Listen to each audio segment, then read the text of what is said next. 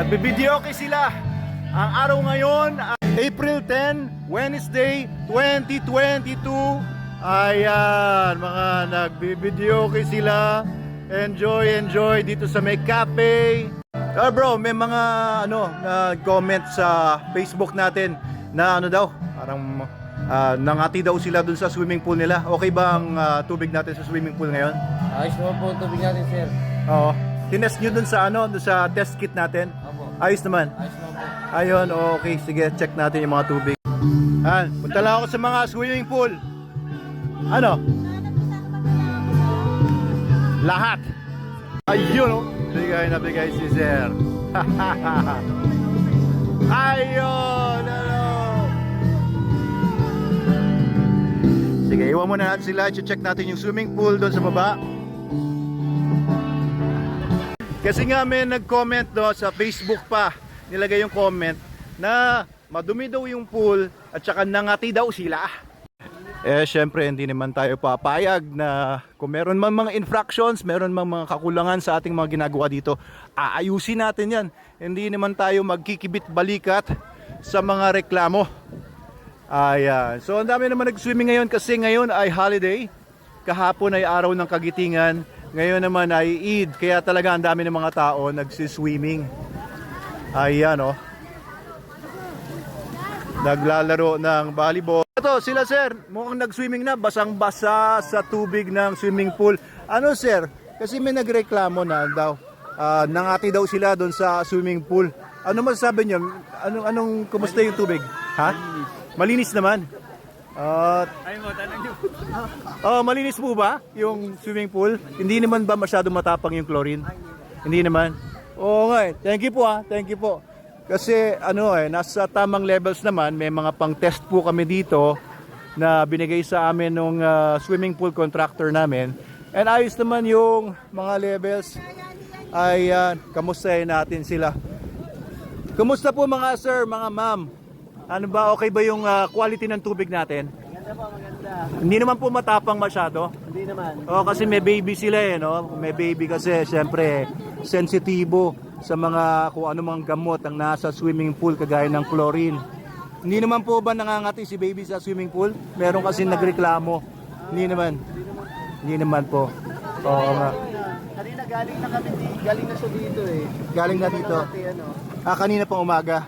Hapon na ngayon. So okay naman guys, so far kasi alam nyo may mga pagkakataon lang talaga na medyo may mga taong sensitive. Thank you po.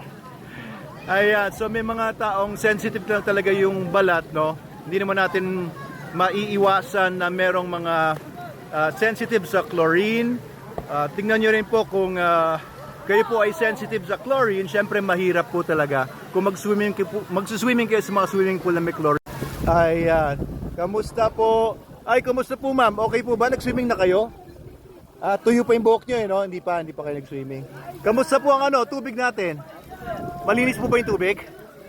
Hindi naman po matapang po yung chlorine? Sakto lang. Ayos, oo. Okay lang ba yung tubig natin ma'am? Ayos. Oo. Siyempre pagka ganitong karaming tao, talagang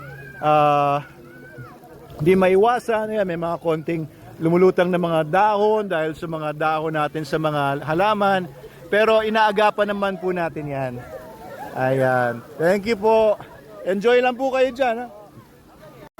Ito si Adam, lagi nag-swimming dito. Nangangati ka ba minsan kapag nag-swimming ka dito? Hindi naman. Pero dapat mangati ka. O kita mo, dungis-dungis mo. Ba't ganyan yung damit mo tsaka mukha mo? So dito sa big pool natin, okay naman na tubig. Tinest naman natin yan. Nilagyan din natin ng mga graba para yung mga lupa hindi punta ng punta doon kasi may mga tumatapak dito. Dati lupa itong nasa ilalim dito. Tapos diretso sila sa swimming pool. Ganon din dito sa kiddie pool natin. Nilagyan natin ng mga graba. Pero may mga siwang pa rin dito na kailangan natin sementohin. Hello! Okay ba tubig? Masarap ba mag-swimming? Ayun. Hindi naman masakit sa balat yung tubig. Okay, very good. Ayan, may mga footbaths na tayo dito. Niiwan po dito yung tsinelas. Eto po, so may cover na po dito sa kiddie pool natin. Lalagyan din natin ng cover doon sa big pool na ganito lang din, parang lambat. Parang shade net. Ayan, tingnan natin dito. Dito rin sa paligid, sinimentohan na rin natin yung mga siwang ng mga bato. Kaya nabawasan na yung mga putik na nakakapasok. Hello po! Kumusta po yung tubig? Okay naman po ba? Okay na po. Hindi, Tubig. hindi naman po madumi. Hindi naman. Kasi ano lang yan Marble chips lang siya kaya parang cloudy yung dating niya. Maganda po yung tubig. Masarap iniinom niyo po ba? Ah. Oo, mga baby niyo po yan.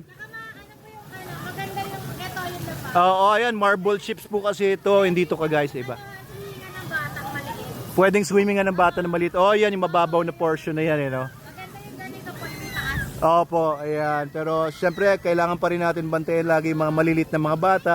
Kaya enjoy po kayo. Oo, mga tiga, saan po kayo? Kainta po. Kainta. Saan po sa Kainta? Brookside ako lumaki. Ano po kami sa Citres? Cypress, malapit lang. Sa junction yun, no? Ayan, sige po, enjoy po kayo. Ayun, lagi naman naglilinis ang ating mga bantay. Meron po tayo dito mga lifeguard. Ayan, naglilinis din si Pugo, si Kuya William. At dito sa big pool natin, meron din tayong mga tigalinis dyan and mga lifeguard. Ayan, so eto, tingnan din natin yung mga iba kung anong feedback nila tungkol dun sa tubig. Hello po, pwede ko kayong tanungin, okay po ba yung tubig natin? Hindi naman po ba masyadong matapang yung chlorine or kung may mga, hindi naman nagre-react yung balat ninyo? Or wala naman, yan. Oo. Pati baby. Oo nga, kasi mga baby sensitibo ito Meron po kasing nag-comment sa Facebook na nangati daw sila pagkatapos dito. Oo. Pero hindi naman po, no? Kasi tinetesting din po namin yung tubig and 3 beses po nililinis yung mga filter at saka tuwing umaga alas 2 hanggang alas 12:30 hanggang alas 8 nililinis po natin yung mga buong pool. Pero syempre may mga taong sensitive ang balat nga, kaya ayun, mahirap din naman talaga pagka sensitive ang balat mo tapos mag-swimming ka sa mga swimming pool na may mga chlorine. Ayun lang po, thank you po sa inyo. Anong pangalan ng pamilya nyo or family name nyo? Ano po? Saino din po, Saino din at saka Maurak. Dupa Maurak. Dupa Maura. Oo, Maurak. Murak. Dupa Maurak. Duka. Nabubulo niya ako. Oo. Muslim kasi. Mga Muslim po kayo. Ayos, okay. Ikaw ba ang may-ari dito, boss? Ay, parang ganun po. Oo, pero ako po hindi Muslim. Magpapatubo din. Gusto ko rin magbukang Muslim. Maganda man ang Muslim, the best. Islam in the world. Ayan po, opo. So, maraming salamat po sa pagpunta po ninyo dito. Kasi Twitter namin. Oo nga po. Ayos. Kaya may celebration po kayo dito. Pero inubusan nyo na ako ng pagkain. Hindi nyo ako tinira, no? Meron pa. Hindi po, joke lang po. Thank you po. Ingat po kayo, enjoy po kayo. Oo, sige, mag-swimming ka na. Kunin mo na yung swimsuit. Ano ba susuotin mo? Sige, go! At dito sa papanik ng ating overlooking, ayan, meron naglalakad ng kanilang Shih Tzu. Hello po. Shih Tzu yan, ano? Si Sir Zairi po ba yan? Ayan, kayo po yung wife ni Sir. Oo, kanina nakilala ko yung husband ninyo. Siya ay Singaporean na nag-work sa subway project sa Metro Manila. Ayan. So, tiga dito po kayo, ma'am? Cardona po kami. Cardona. Father ninyo, kamusta po kayo? Hindi ko po ba kayong include dito sa vlog ko? Ano po masasabi nyo ngayon? Alam ko, familiar kayo sa mga international siguro ng mga lugar, mga resorts. Pagpasensyo nyo po, bago lang po itong resort natin at medyo humble pa lang tayo at hindi po tayo. Ayun yung aso nyo. Kamusta naman po yung experience nyo dito ngayon? Okay naman po, masaya. Masaya? At least mayroong malapit na resort sa Cardona. Oo, nag-enjoy naman kayo. Ayan, si Mr. Zairi. Zairi po, no? Zaini. Hi, Mr. Zaini. It's okay if I include you in my vlog? Yeah, sure. Yeah, so Mr. Zaini is my new best friend. He's from Singapore. Yeah, and he's an engineer. Yes. And doing the subway project in Metro Manila.